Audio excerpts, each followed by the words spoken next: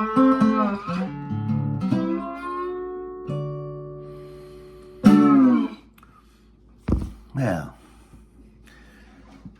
hello friends. Happy Saturday.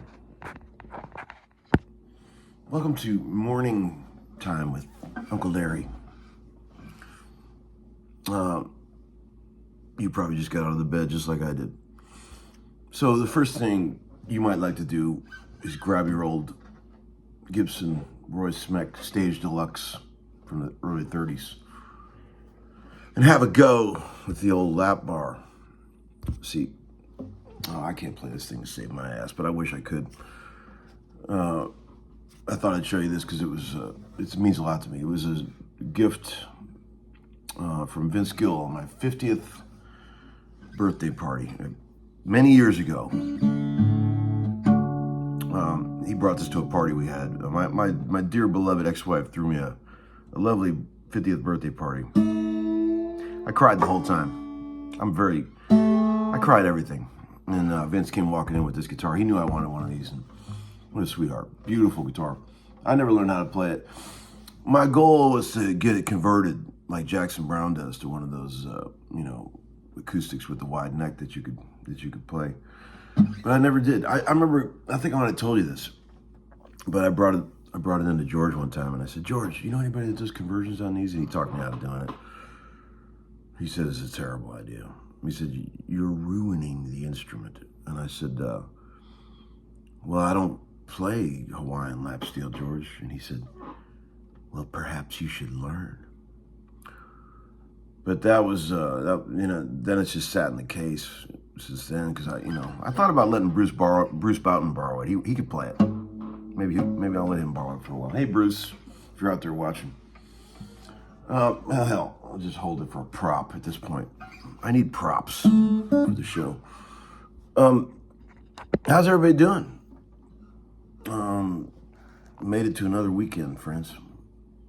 Cheers to that. Here's my favorite. This is my new favorite cup. These guys, L&M Cases, I reckon.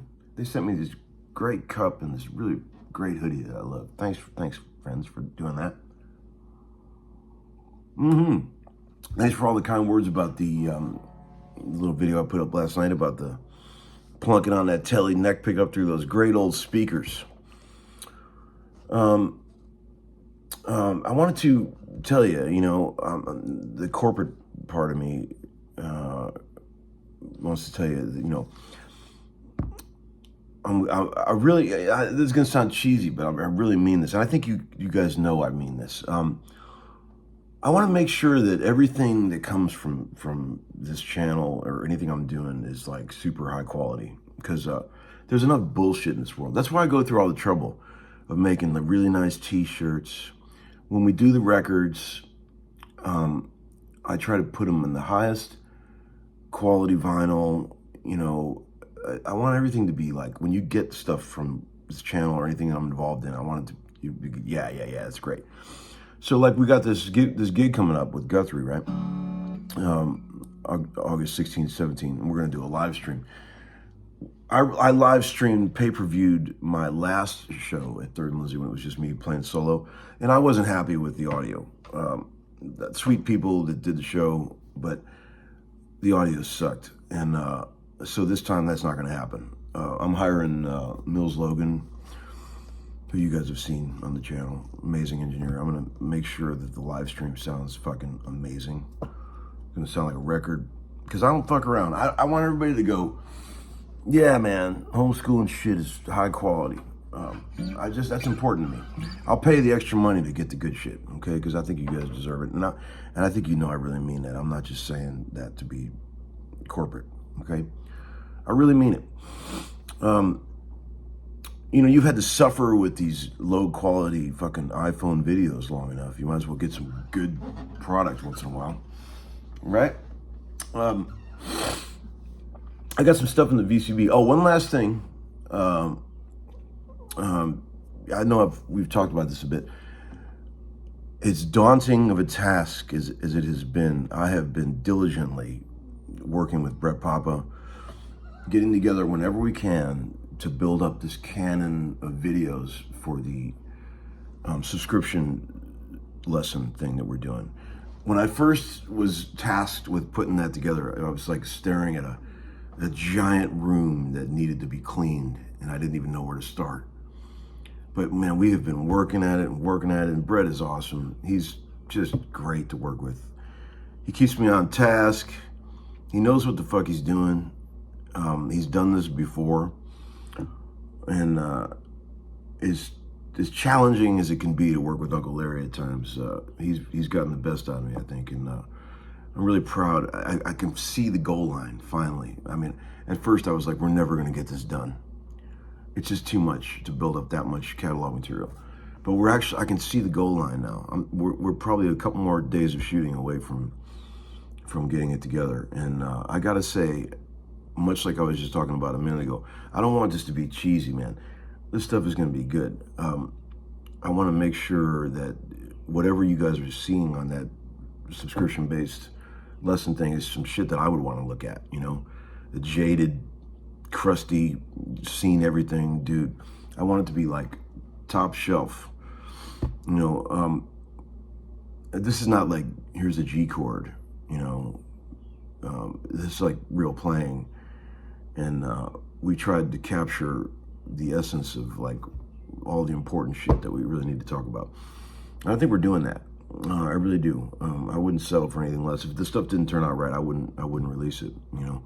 And I don't think he would either. He wouldn't want that, you know. So we've been putting a lot of work into it, and I think it's gonna be cool. And it's probably gonna be another couple of months, but when it's done, it's gonna be badass.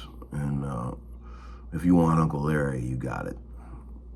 If you want blood, you got it. But yeah, man. So it'll be pro. There'll be tabs. There'll be, you know, amazing camera angles. There'll be great audio. We've got some banging guitar sounds happening in there, and some of the music will be with actual live drummer takes, and it'll be cool. I think you'll dig it. A whole different experience from what this crummy, low-rent horse shit you've been dealing with for 4 years on the Homeskoolin channel is. This is way classier shit.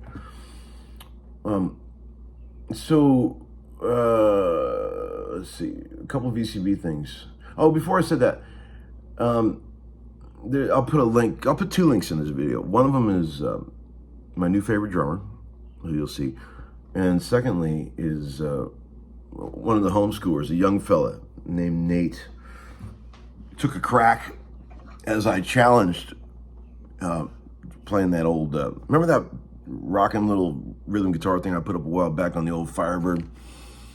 It's called Sleepy Time, Calm Relaxer, or something like that.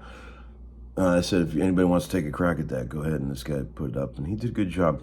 He got all this stuff right, but I said to him in the comment, I said, he's a young fella. You got it, but you got to get more boogie in it, man. See, that's the thing.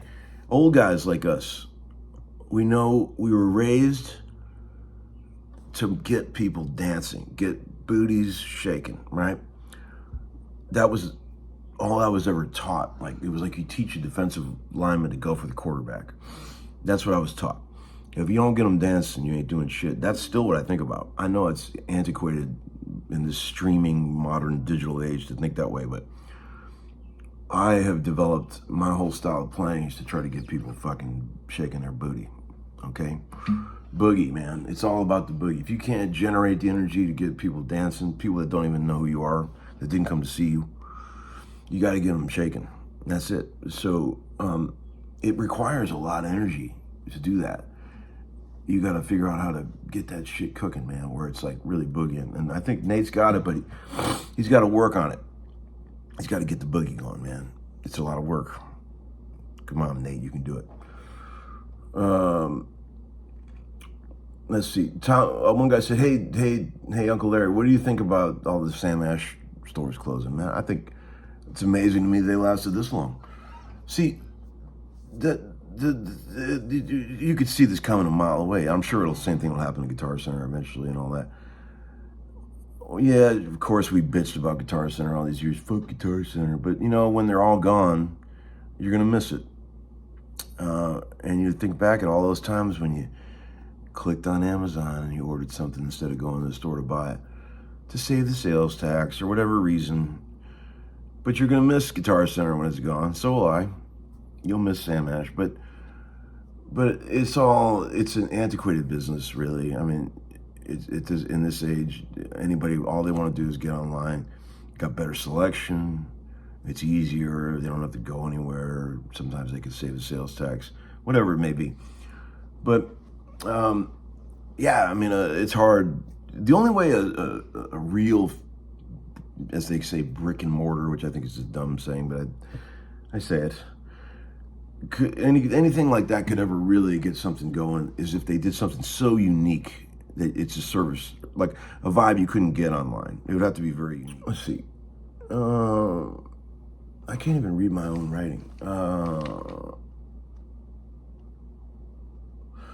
Oh, one guy said, "Hey, Uncle Larry, love the foot tap." You know, a lot of my videos, I've got the foot tap going. See, I have to sometimes be careful with that in the studio. My foot taps so loudly. I'm banging my heel down. That's what I do. It's not my foot tap, it's my heel banging down the back part. And I cannot play without doing that. And sometimes in the studio, I'll be doing that so loudly when I play that it actually gets on the drum mics. And I have to sometimes put a pillow under my foot on an acoustic session. That's happened. It's a full body thing, keeping that rhythm going, you know, like we were just talking about. It's funny when you sometimes I'll have my camera and I'll video a bunch of guys in a live room playing music, and they've all got headphones on, and their amps are all in a different room, so you can't hear anything but their acoustic plunking on electric guitar strings, and you can hear their foot tapping. And most people's foot tapping is totally out of time.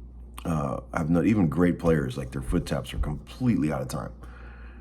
But I gotta say, man, Uncle Larry's foot taps are right in the pocket. I'm just saying, that shit's in the groove. Let's see. One guy said, I recommend you do the same. And for today's final question from the VCB, which stands for Viewer Comment Bin, for those of you who are new to the channel. That's one of my oldest gags, the VCB thing. It's been around since the early days of homeschooling. Very David Letterman kind of thing to say Viewer Comment Bin. But anyway, somebody said, hey Larry, what's the hardest guitar to find pickups that you like for? Fender Telecaster, by a mile for me. I'm usually happy with most Strat pickups or Les Paul pickups or anything like that. I even like old Rickenbacker pickups, but you gotta cut that cap off of there. See, people don't know that. You gotta cut that off of there. But for some reason, man, I rarely am happy with any Tele neck pickup or bridge pickup. It's weird. The happiest, I don't care if they're old or new, I rarely like any of them. The happiest I've ever been with a Tele pickup in my entire life, I've mentioned this before. In the early 2000s, probably late 2000s, I had a run-of-the-mill Japanese Tele, and it had some old Van Zandt pickups in it. And I loved that guitar, the way it sounded. The bridge pickup was awesome. Man, it was awesome. I used it on tons of stuff, and I was always thrilled with the way it sounded. It was just perfect. And something happened to it. It blew up. I stopped working one day, and I never could find anything else I liked after that. And I buy Teles all the time, trying to find the, you know, I'm kind of digging the one of those new Fernandez. I bought a couple Fernandez 80s ones, just goofing around, trying stuff. And one of them has got some real janky old pickups in it that actually sound pretty cool to me. Been using that a bit, but man, I don't know. It's weird. Tele pickups are weird with me. I don't know. I just, I don't know why it's so hard for me to find one I like. It's weird. But, you know, I guess these are small problems, really, when you think about it and you zoom out. We made it to 100,000 subscribers, but did you notice that right after we got to 100K, it slowed way down? We've only got, ever since then, which has been ages, we've only got 2,000 more. It's like in Spinal Tap when you realize, you know, well, I wouldn't say the group's popularity is waning. It's just that their appeal is becoming more selective. That's kind of what's happening on the Homeskoolin channel. We're becoming a zombie channel. But I, you know, it doesn't matter because I knew once I reached 100K subscribers, then I would be happy.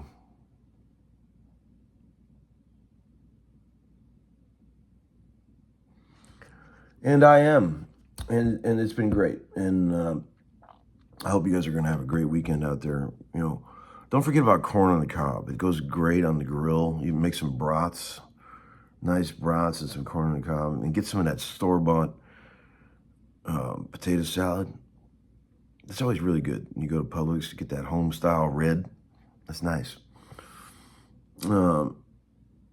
Bachelor eating tips with Uncle Larry. All right, friends. Have a great weekend. See you.